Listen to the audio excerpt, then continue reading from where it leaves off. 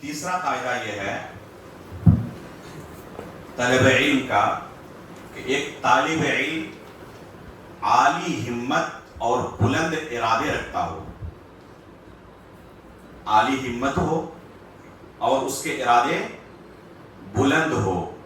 پست ہمت کے لیے اس علم کو حاصل کرنا بڑا مشکل ہے۔ پہلے ہی حوصلہ آ جائے اتنی موٹی کتاب پڑھنی ہے، تب اس کے لیے ہو گیا، پھر اب اس کے لیے ممکن نہیں ہے۔ حافظ ابن حجر کی اتنی موٹی کتاب ہے، ایک ہی کتاب اتنی موٹی کیسے پڑھیں گے؟ تو ایسا بندہ علم حاصل نہیں کر پائے گا۔ عالی ہمت ہونی چاہیے، ارادے بلند ہونے چاہیے۔ ہاں میں کر سکتا ہوں، کیوں نہیں کر سکتا؟ جب وہ لکھ سکے ہیں تو میں پڑھ کیوں نہیں سکتا؟ جب ان کے لیے لکھنا ممکن ہوا ہے تو پڑھنا تو میرے لیے اس سے آسان ہے۔ تو یہ بہت اہم چیز ہے طالب علم کے اندر۔ چاہے قدرتی طور پر ایک طالب بہت زیادہ ذہین نہ بھی ہو، اگر عالی ہمت ہے، ارادے بلند ہیں، تو بہت اونچے مقام و مرتبے تک پہنچ سکتا ہے۔ لیکن بہت ذہین بھی ہو، پست ہمت ہو، اس کے لیے بڑا مشکل ہے۔ اور جو بھی اس کا تجربہ کیا ہے اسے اچھی طرح پتا ہے کہ علو ہمت کا، بلند ارادے کا کتنا عمل دخل ہوتا ہے اس طلب علم میں۔ عالی ہمت کیسے ہو، اس کا طریقہ کیا ہے؟ مصنف نے شروع میں ذکر کیا ہے کہ اس کے 3 طریقے ہیں۔ اپنے اندر بلند ہمتی پیدا کرنے کے، ارادے کو بلند کرنے کے 3 طریقے ہیں۔ اولیہ الحرص علی ما ينفع، والثانی الاستعانۃ باللہ فی تحصیلہ، والثالث عدم العجز عن بلوغ البغیۃ منہ۔ اور ان 3 چیزوں کو ایک ہی حدیث کے اندر رسول اللہ صلی اللہ علیہ وسلم نے بیان کر دیا ہے۔ وہ حدیث صفحہ نمبر 33 کے شروع میں ہے، احرص علی ما ينفعک واستعن باللہ ولا تعجز۔ 3 چیزوں کا اللہ کے رسول نے بیان کیا، اسی کو مصنف نے کتاب کے شروع میں بیان کیا ہے کہ اس طریقے سے ایک طالب اپنے اندر علو ہمت کو پیدا کر سکتا ہے، اپنے ارادے کو بلند کر سکتا ہے۔ پہلی چیز کیا کہا؟ الحرص علی ما ينفع۔ ہمیشہ آپ کی کوشش ہونی چاہیے کہ کون سی چیزیں میرے لیے نفع بخش ہے، ان کو مجھے حاصل کرنا ہے۔ جو بھی چیز لگے کہ یہ میرے لیے، میری زندگی پر اچھا اثر ڈال سکتی ہے، تو اس کو حاصل کرنے کی حرص ہو آپ کے اندر۔ اگر حرص نہیں ہے تو مجبوری میں اساتذہ ماریں گے، ناراض ہوں گے، گھر والے بھگا دیں گے گھر سے، اس طریقے سے کوئی طالب آگے نہیں بڑھ سکتا۔ جب تک اپنے اندر جذبہ نہ ہو تو جامعہ کے قانون اور اساتذہ کی لاٹھی سے بہت آگے نہیں بڑھ سکتا۔ کچھ حد تک ہو سکتا ہے ہو جائے، بہت آگے نہیں بڑھ سکتا ہو۔ یہ سب سے پہلی چیز ہے کہ ذاتی حرص ہونی چاہیے آپ کے اندر کہ مجھے جو بھی میرے لیے نفع بخش چیزیں ہیں حاصل کرنا ہے مجھے۔ دوسری چیز الاستعانۃ باللہ فی تحصیلہ۔ جب پتہ چل گیا کہ یہ چیز میرے لیے نفع بخش ہے، مجھے حاصل کرنا ہے، تو اللہ رب العالمین سے توفیق طلب کرے کہ اللہ رب العالمین اس چیز کا حاصل کرنا میرے لیے آسان کر دے۔ اگر اللہ رب العالمین کی مدد شامل حال نہ رہی تو ممکن نہیں ہے کہ کوئی طالب اس علم کو حاصل کر سکے۔ یہ علم حاصل کرنا آسان نہیں ہے، بکثرت دعا کی ضرورت ہے، اللہ رب العالمین کے سامنے گڑ گڑانے کی ضرورت ہے۔ یہ رزق ہے اور رزق رزاق کے ہاتھ میں ہے۔ اس لیے جس طرح دنیاوی ارزاق کے متعلق ہم اللہ سے بار بار سوال کرتے ہیں، تو اس رزق کے متعلق بھی اللہ رب العالمین سے سوال کرنے کی ضرورت ہے۔ اور کن اوقات میں بندے کی دعا قبول ہوتی ہے ہم جانتے ہیں۔ تو ایک طالب کو ان اوقات میں بیدار ہونے کی ضرورت ہے۔ اللہ رب العالمین سے سب سے زیادہ اسے دعا کرنے کی ضرورت ہے کہ اللہ اس دین کو سیکھنا میرے لیے آسان کر دے، میرا سینہ کھول دے حق کے لیے، یہ علم میرے لیے نفع بخش ہو. جب بندہ بکثرت ایک اپنی طرف سے حرص ہے، اوپر سے اللہ رب العالمین سے گڑ گڑا کر اسے طلب کر رہا ہے.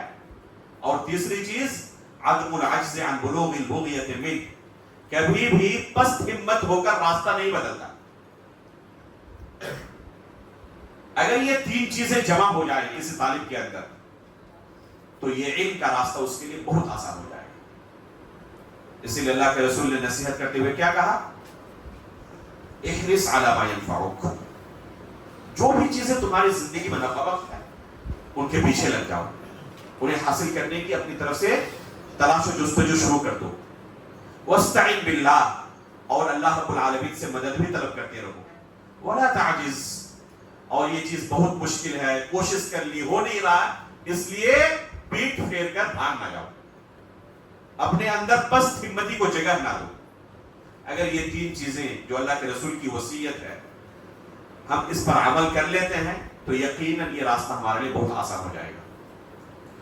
مصنف نے آگے سلف صالحین کے قصوں میں سے بعض قصوں کو ذکر کیا کہ کیسے اس حدیث کے اوپر انہوں نے عمل کیا اور اس مقام و مرتبے تک پہنچے، جن میں سے ابھی ہم نے جو پڑھا امام احمد بن حنبل رحمہ اللہ کا قصہ.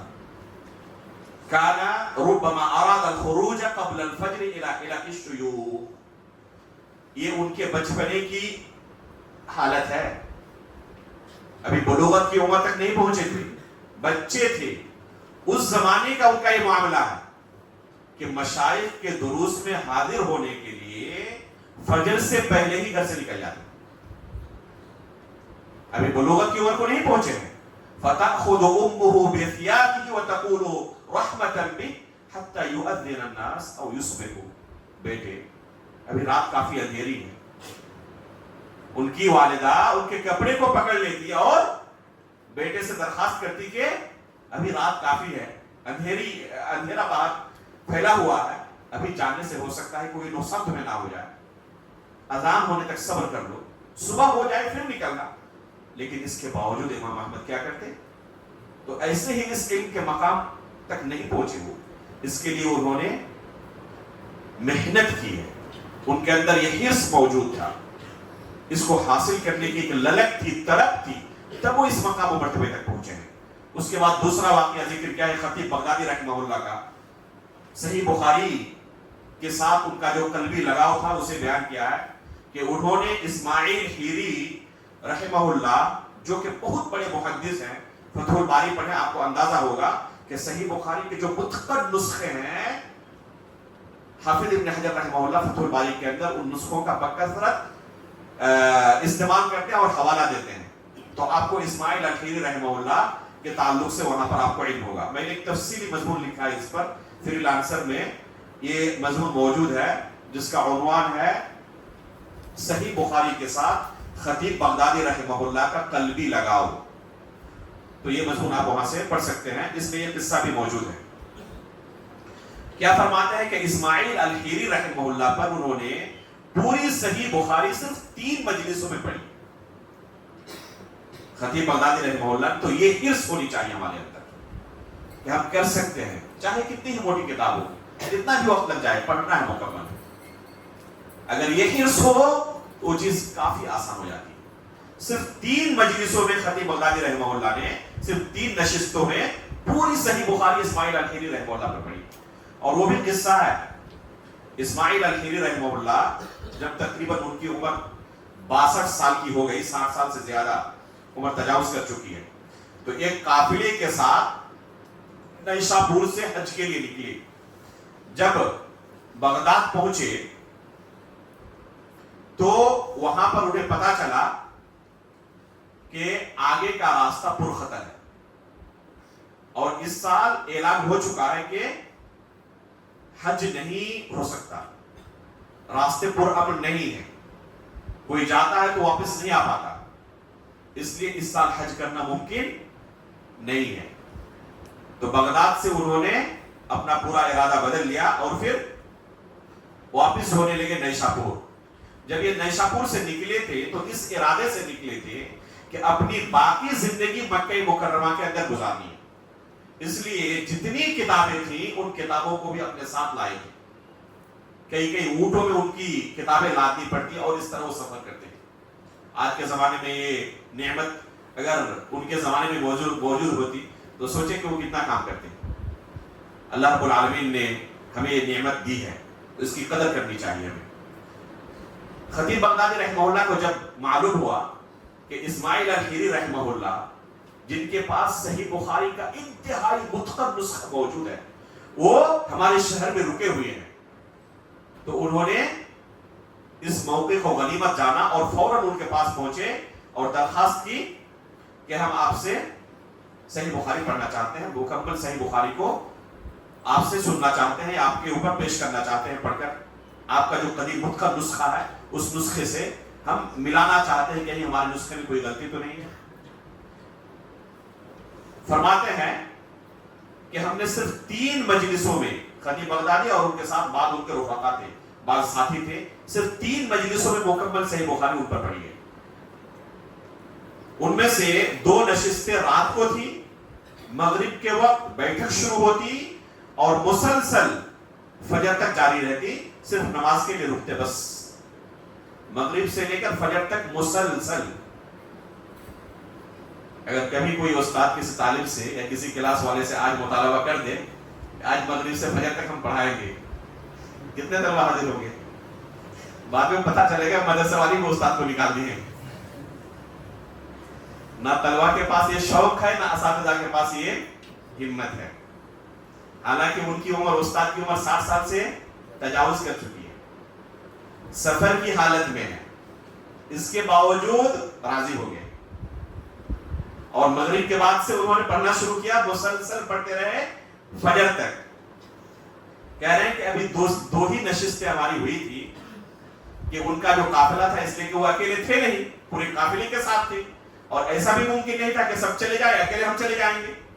اس زمانے کا جو حال تھا، خصوصاً راستے بڑے پرخطر ہوتے تھے، تو ان کا قافلہ کیا ہوا، بغداد سے نکل پڑا اور ابھی 2 ہی نشستیں ہوئی ہیں اور کتاب مکمل نہیں ہوئی. کہتے ہیں کہ سوق یحییٰ پہ جا کر ان کا قافلہ رکا، ہمیں خبر پہنچی کہ اب وہ سوق یحییٰ میں ٹھہرے ہوئے ہیں. تو خطیب بغدادی فرماتے ہیں کہ میں اور میرے بعض ساتھی جو گزشتہ 2 درسوں میں حاضر تھے، 2 مجلسوں میں، تو ہم نے یہ ترکیب نکالی کہ چلیے اس جزیرے کی طرف چلتے ہیں اور باقی حصہ وہاں پر جا کر پڑھنے کی کوشش کرتے ہیں. تو وہاں پر جا کر دن چڑھنے کے بعد سے ہم نے باقی حصہ پڑھنا شروع کیا. چاشت کے وقت سے لے کر، یعنی سورج طلوع ہونے کے بعد تقریباً 15 منٹ کے بعد سے چاشت کا وقت شروع ہو جاتا ہے، تو اس وقت سے لے کر مغرب تک اور پھر مغرب سے فجر تک ہم پڑھتے رہے سوق یحییٰ میں جا کر، یہاں تک کہ طلوع فجر کے وقت یہ کتاب مکمل ہو گئی اور اس کے کچھ دیر کے بعد ہی یہ قافلہ پھر وہاں سے روانہ ہو گیا، یعنی استاد کو آرام کرنے کا موقع بھی نہیں ملا. اس طرح 3 مجلسوں میں خطیب بغدادی رحمہ اللہ نے پوری صحیح بخاری اسماعیل الحیری پر پڑھی ہے. اسی طرح کریمہ المروزیہ کے ساتھ ان کا یہ ہے قصہ ہے. کریمہ المروزیہ یہ صحیح بخاری کے روات میں سے ایک مشہور راویہ ہے. حافظ ابن حجر نے فتح الباری میں ان کے نسخے کی طرف کافی احالہ کیا ہے. بڑا متقن نسخہ تھا ان کے پاس صحیح بخاری کا. تو حافظ خطیب بغدادی رحمہ اللہ حج کے موسم میں ملے ان کے ساتھ اور ان کے سامنے درخواست رکھی کہ میں آپ سے صحیح بخاری پڑھنا چاہتا ہوں. حج کے ارکان میں مشغول ہونے کے باوجود بھی صرف 5 دنوں کے اندر خطیب بغدادی رحمہ اللہ نے پوری صحیح بخاری کریمہ المروزیہ پر پڑھی ہے.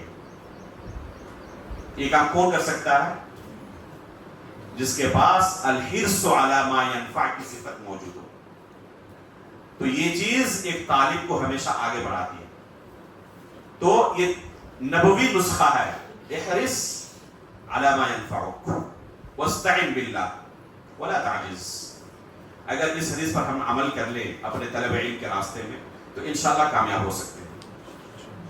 ابھی ہم انٹرول کے لیے رکیں گے انشاءاللہ تقریباً 15 منٹ کے لیے اور پھر اس کتاب کا آگے کا حصہ پڑھنا شروع کریں گے. سبحانك اللهم وبحمدك اشهد ان لا اله الا انت استغفرك واتوب اليك.